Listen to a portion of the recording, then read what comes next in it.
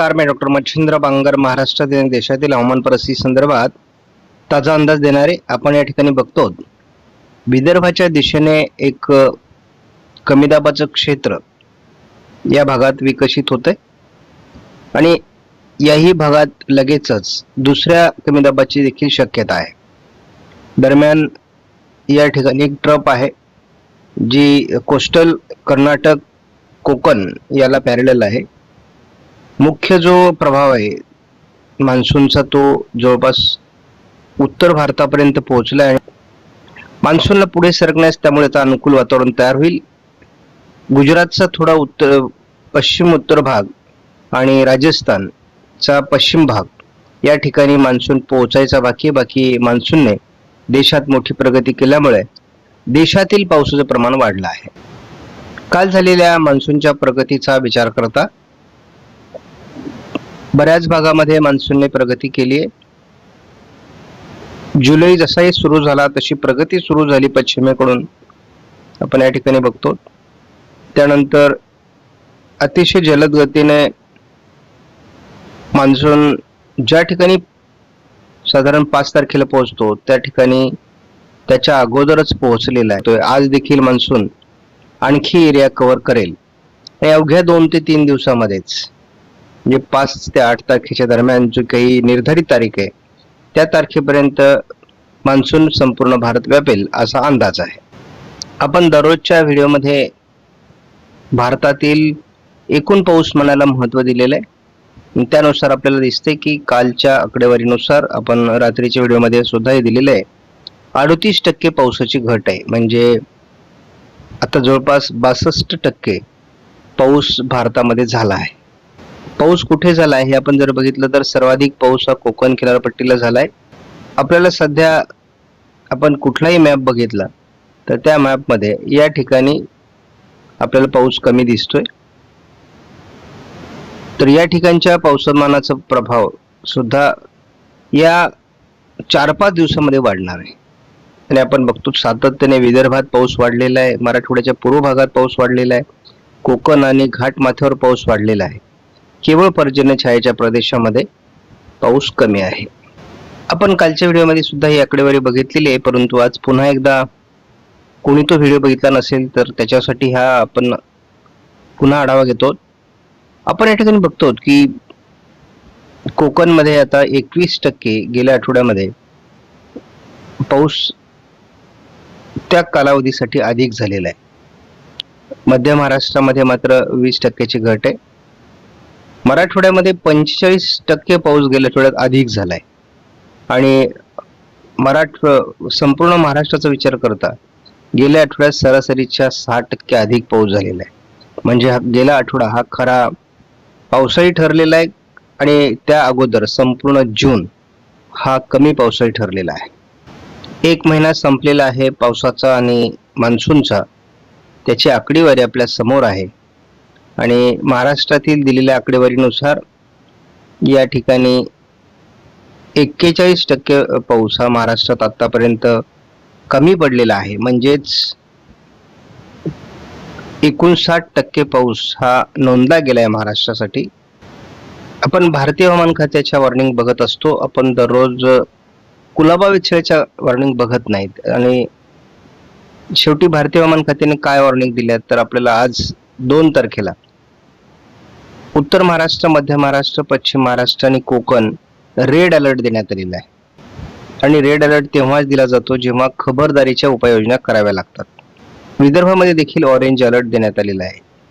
त्यामुळे एकूणच महाराष्ट्रामध्ये आज पावसाळी दिवस आहे. अंदाजात बदल होऊ शकतो, परंतु आपल्याला एक महत्त्वाची बाब म्हणजे 3 तारखेला देखील महाराष्ट्रातील रेड अलर्ट कायम असून मध्य प्रदेश आणि गुजरातच्याही काही भागात त्याला वाढवण्यात आला आहे. त्यामुळे या ठिकाणी एक कमी दाबाचं क्षेत्र सक्रिय होऊन मोठ्या प्रमाणात मुसळधार अतिमुसळधार पाऊस पडू शकतो असा अंदाज आहे. काही ठिकाणी ढगफुटी सदृश्य पावसाचा अनुभव येऊ शकतो. पावसाळी वातावरण 4 तारखेला देखील राहण्याची शक्यता आहे. मात्र काल आपल्याला विदर्भ आणि मराठवाडा या ठिकाणी पाऊस असणार नाही असं दाखवण्यात आलं होतं. आज मात्र पुन्हा येलो अलर्ट दिला विदर्भामध्ये आणि मराठवाड्यात मात्र पाऊस दाखवलेला नाही. परंतु असं होणार नाही. मराठवाड्यातही पाऊस होणार आहे. या ठिकाणी रेड अलर्ट महाराष्ट्रातला कायम आहे, पण विदर्भ मराठवाड्यात पाऊस उघडण्याचे संकेत देण्यात आलेत, परंतु असं काही होणार नाही, पाऊस पडणार आहे. 6 तारखेपासून मात्र या कमी दाबाचा प्रभाव कमी होईल असा अंदाज आहे.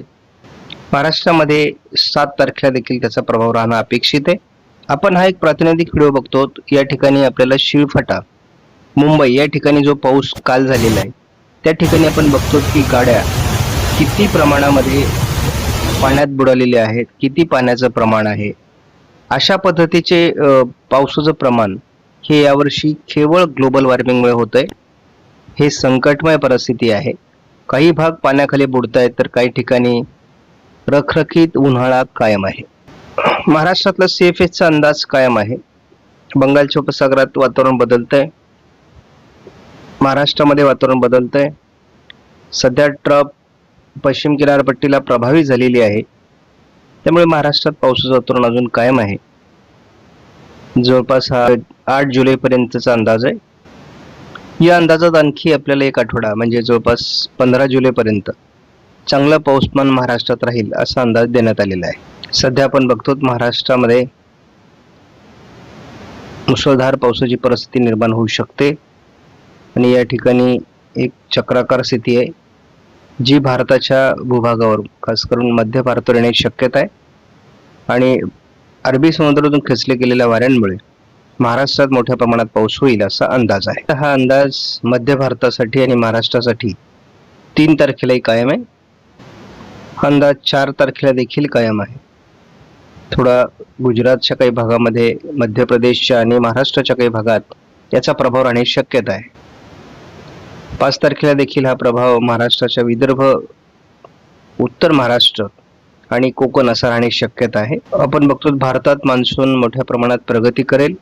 याचा प्रभाव 6 तारखेला थोडा महाराष्ट्रातून मध्य प्रदेश आणि गुजरातकडे सरकेल असा अंदाज आहे. परंतु तरी देखील नव्याने एक सिस्टम या ठिकाणी विकसित होत असल्यामुळे आपल्याला पुन्हा एकदा याचा प्रभाव महाराष्ट्रावर राहतो का हे पण बघावं लागणार आहे. त्यामुळे महाराष्ट्रातील पावसाचं वातावरण जवळपास 7 तारखेपर्यंत प्रभावी राहू शकतं आणि भारतात हा आठवडा खूप पावसाळी नोंदला जाईल असा अंदाज आहे. कारण कमी दाबाच्या क्षेत्राचा नवीन प्रभाव देखील निर्माण होण्याची शक्यता कायम आहे. महाराष्ट्रामध्ये GFS नुसार 8 तारखेला देखील जबरदस्त पाऊस दाखवण्यात आलेला आहे. महाराष्ट्रातील हे पावसाळी वातावरण 9 तारखेपर्यंत कायम आहे आणि एक प्रभावी अशा प्रकारची सिस्टम बंगालच्या उपसागरात विकसित होऊ शकते असा अंदाज आहे. 10 तारखेपर्यंत महाराष्ट्रात पाऊस होऊ शकतो. ECMW मॉडेलनुसार जर परिस्थिती बघितली तर या मॉडेलने जवळपास मराठवाड्यासहित विदर्भामध्ये मोठं पावसाळी क्षेत्र दाखवलेलं आहे आणि कोकणातही मुसळधार पावसाची शक्यता कायम आहे. आपल्याला फक्त या भागात पावसाची कमी राहण्याची शक्यता दाखवण्यात आलेली आहे. 3 तारखेला यामध्ये थोडी सुधारणा अशी आहे की विदर्भातील पावसाचं प्रमाण कायम आहे, मात्र आपल्याला उत्तर महाराष्ट्र आणि उत्तर कोकण या विभागात पावसाचं प्रमाण वाढू शकतं. या भागामध्ये मात्र आपल्याला पावसाचं प्रमाण सातत्याने कमी दिसते. 4 तारखेला आपल्याला महाराष्ट्रामध्ये एक भयावह पावसाची परिस्थिती बघायला मिळते. आपण जर संपूर्ण महाराष्ट्राचा नकाशा बघितला तर आपल्याला या ठिकाणी असं दिसतंय की या पाऊसमानामध्ये कोकणासहित मोठं पावसाचं क्षेत्र आहे. हा भाग मात्र अजून थोडा कमी पावसाचाच आहे.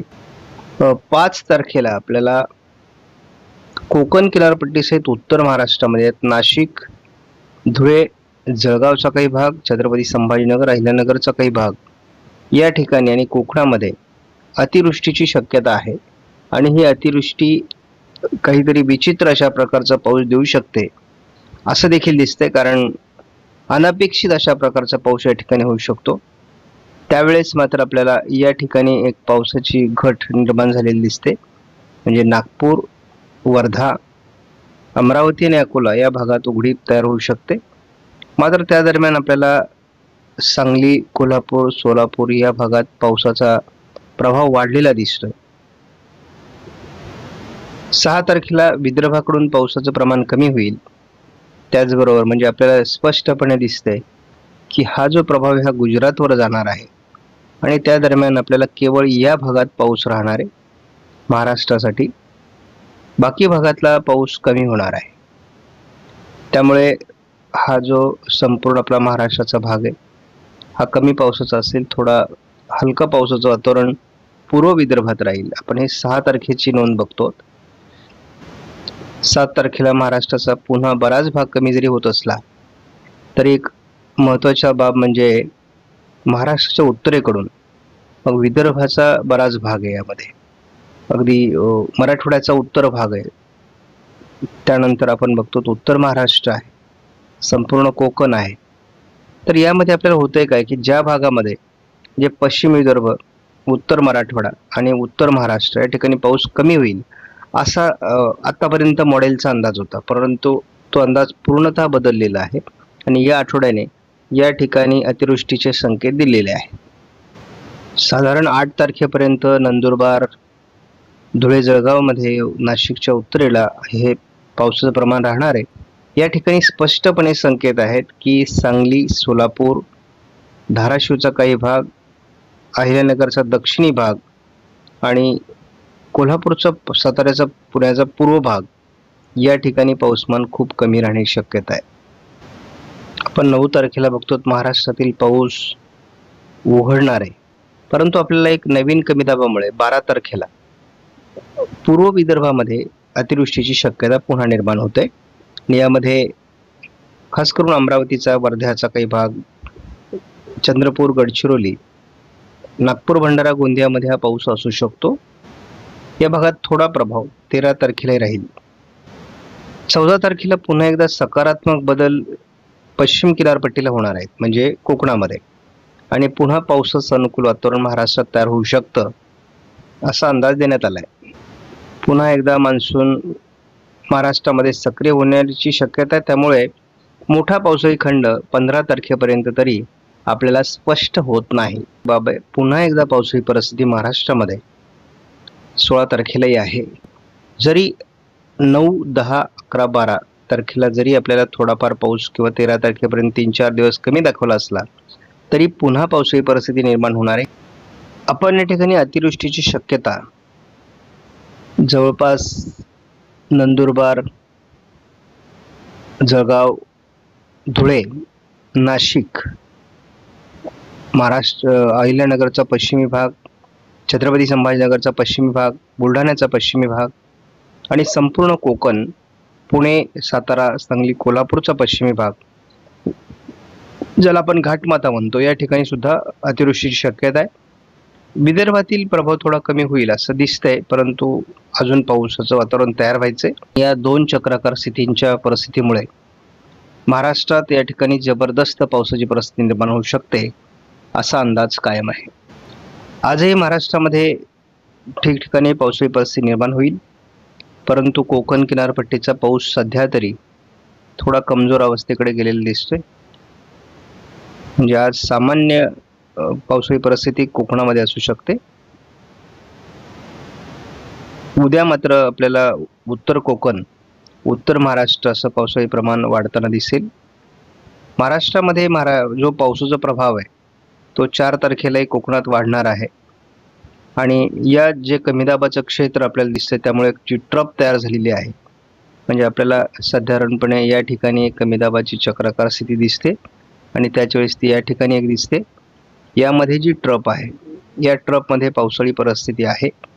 त्यामुळे महाराष्ट्रावर किती त्याचा प्रभाव होतो आपल्याला बघायचं आहे. महाराष्ट्रामध्ये याचा मोठा परिणाम आपल्याला 4 तारखेला जाणवू शकतो